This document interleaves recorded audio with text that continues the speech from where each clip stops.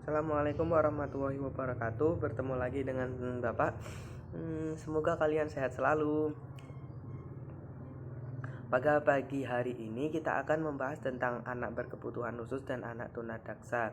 Sebelumnya, mari kita berdoa semoga dalam pembelajaran kali ini kita diberi kemudahan dalam memahami materi. Berdoa mulai. Bismillahirrahmanirrahim. Raditu billahi robba wa bil islami dina wa bi muhammadin nabiyya wa rasula. Rabbi zidni ilma warzuqni fahma. Amin ya rabbal alamin. Oke, langsung saja. Untuk absensi pada pagi hari ini, silahkan kalian mengisi link yang sudah saya berikan. Oke, langsung aja kita masuk ke materi tentang anak berkebutuhan khusus.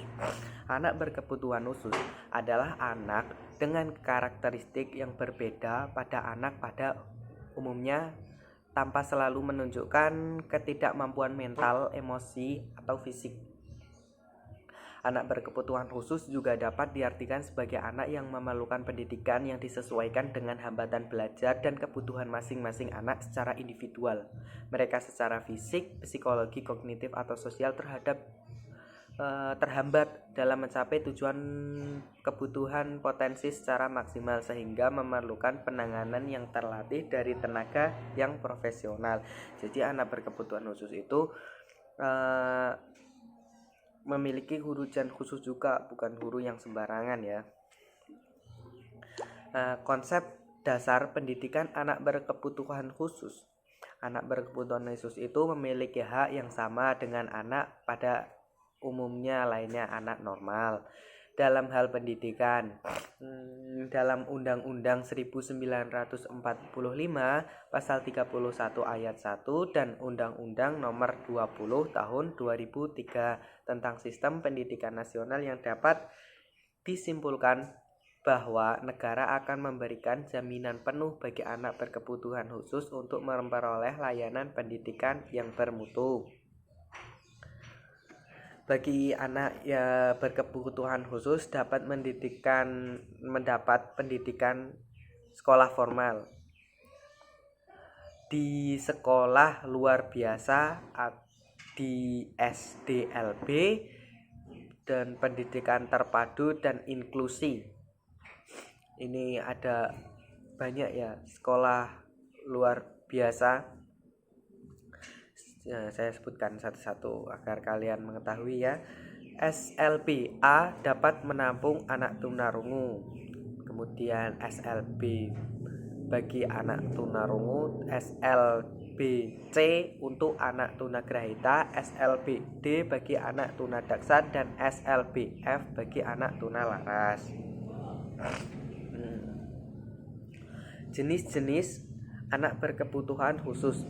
Autisme, autistik, suatu gangguan perkembangan yang kompleks menyangkut komunikasi, interaksi sosial, gangguan sensorik pada pola bermain, perilaku, dan emosi.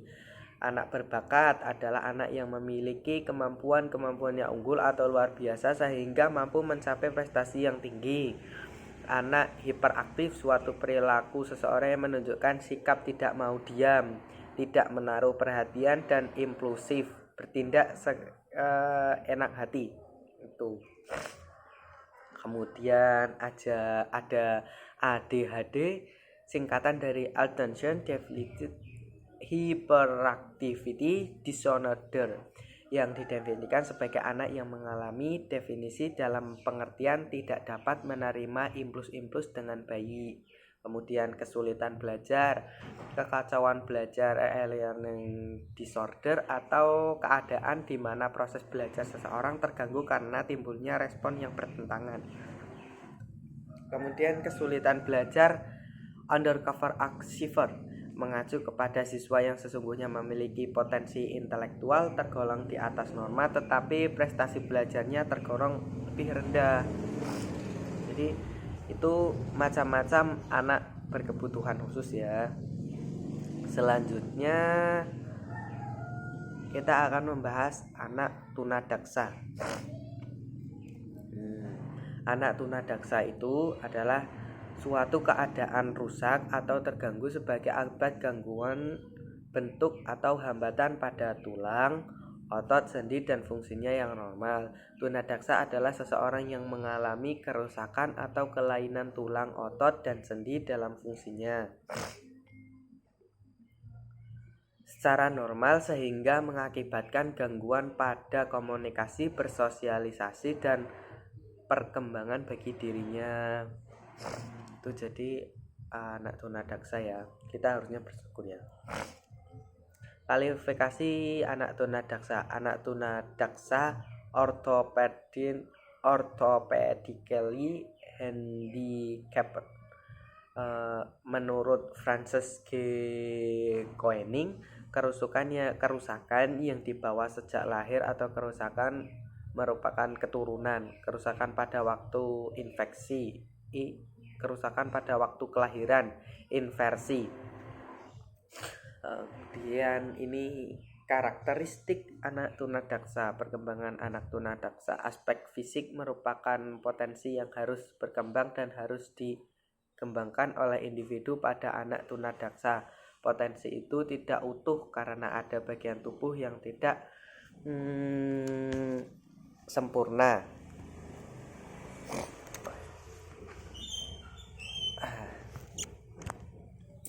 Perkembangan kognitif anak tunadaksa. Kehidupan individu itu tidak bisa terlepas dari lingkungannya ya anak-anak. Termasuk pula anak berkelainan.